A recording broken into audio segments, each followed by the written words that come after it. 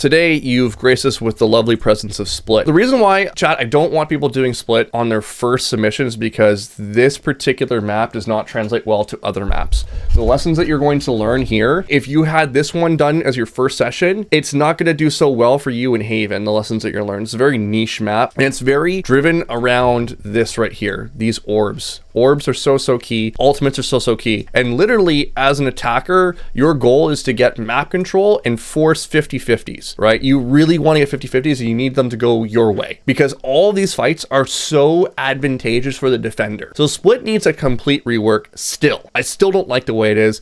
I've always talked about opening some sort of path here that would be like a railing system that you can shoot down into the site. That way, at least it's a little bit harder to defend a site, for example, or making another little pathway here where just like Tuscan in CS2, you have a door that can open, it's like spammable here that you can path underneath, and you can even have people on defense path through here and being aggressive on that side. That's kind of what I see as being a bigger option or a better option for this map. And then opening up mid, right? If you open up mid, all of a sudden this whole thing is just that much more fun. I think if you took away this space right here, eliminated it, and just made that open, so that way male is completely exposed, and this is the one spot here, I feel like that would just completely change the entire map, probably for the better. I would love to try it. That's my personal opinion on what you should do on this map to make it more even. That being said, we're playing this shit show of a map. This map is so defender sided that even when you make mistakes on defense, you still have an advantage. It's crazy. Like, you can go 4v5 and still be in the winning driver's seat just because there's so many choke points that you have to run through. This one right here, this one right here, this one right here, this one right here. Literally, they can do this all day. There's another one right here, another one right here, another one right here, another one here, another one here.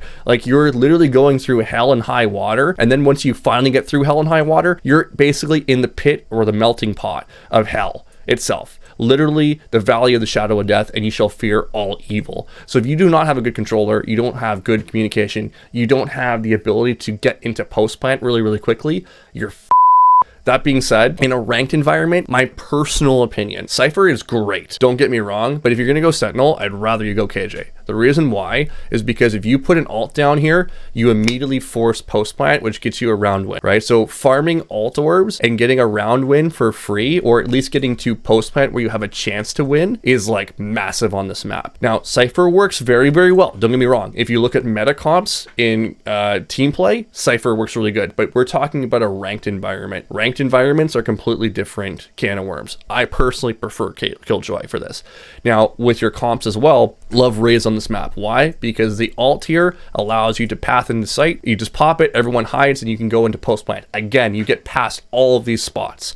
Two other characters that are totally underrated, Omen.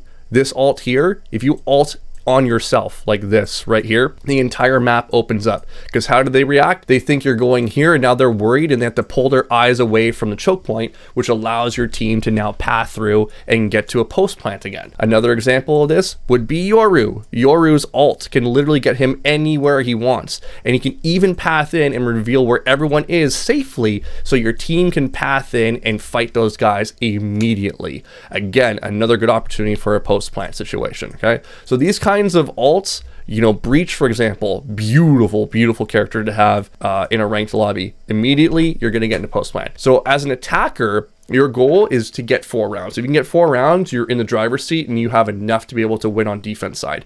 And it comes from the ult economy. You'll notice that right away, these orbs are located on the attacker's side.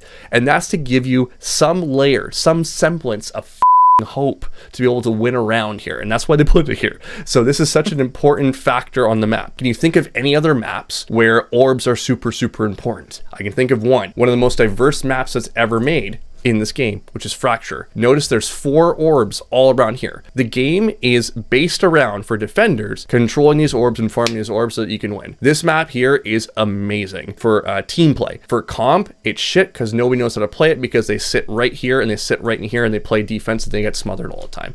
But people don't understand that you need to be fighting for neutral space. Once that starts being learned, you'll understand that Fracture is probably one of the best maps in the game. That being said, let's bring us back to this shit map.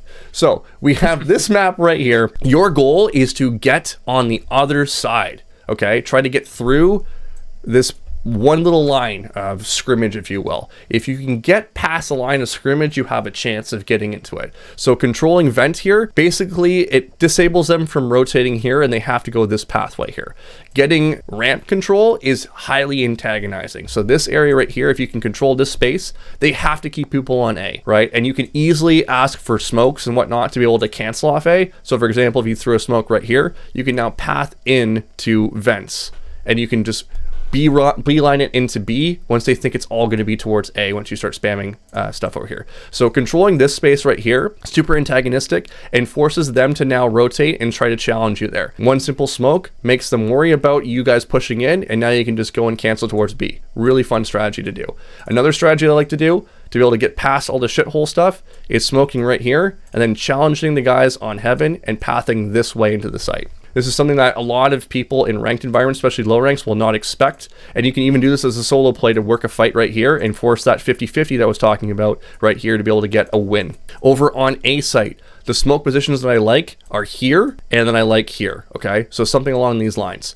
The reason why I like this is because if you were to place this smoke right here, you still create this opportunity for them to swing you here, which creates a lot of pressure and stress for your duelist trying to go in, because as soon as they get to this point of view, they're big sad. And the reason why is because they're still worried about someone swinging them from here. They're worried about someone being here. They're worried about 50, 60 different cypher traps. And then they're also worried about this angle, this angle. So they're big sad here. So if you can eliminate at the very least a couple of these angles just by throwing a really nicely placed smoke right here, you just give them so much more confidence going into this site. I pretty much covered everything. This is Split in a nutshell. The one thing you need to remember is that defense will never change up their setup. It's always going to be some form of player playing right here, right?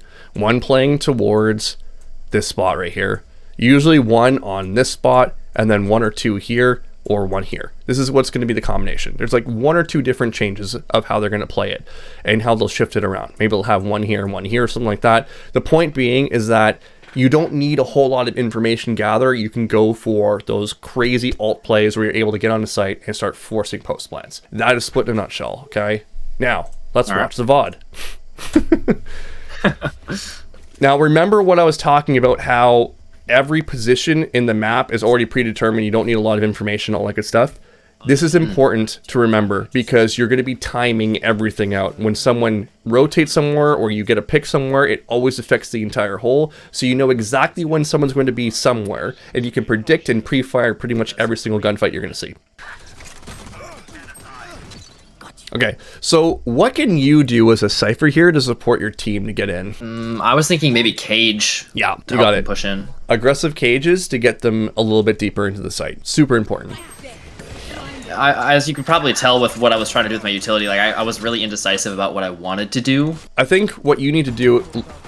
Man, this is just a crazy round. How did we get to a 2v1? This is insane.